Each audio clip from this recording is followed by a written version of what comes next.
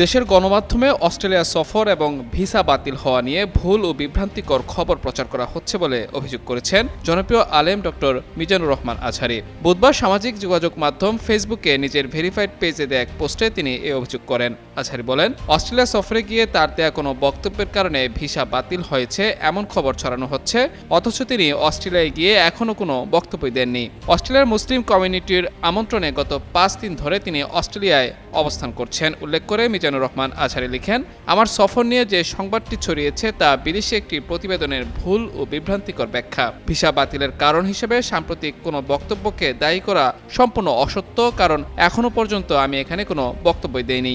Doctor Mizanur Rahman Azhari জানান, বিভিন্ন দেশে বক্তাদের সফর ঘিরে চাপ বা প্রভাব থাকা অস্বাভাবিক নয়, তার ক্ষেত্রেও তেমন কিছু ঘটেছে। কিছু নির্দিষ্ট স্বার্থান্বেষী মহল ও নাস্তিক্যবাদী পক্ষ পরিকল্পিতভাবে একজোট হয়ে পুরনো বিচ্ছিন্ন বক্তব্যকে প্রেক্ষাপটহীনভাবে তুলে এনে প্রশাসনিক সিদ্ধান্তে প্রভাব বিস্তার করছে।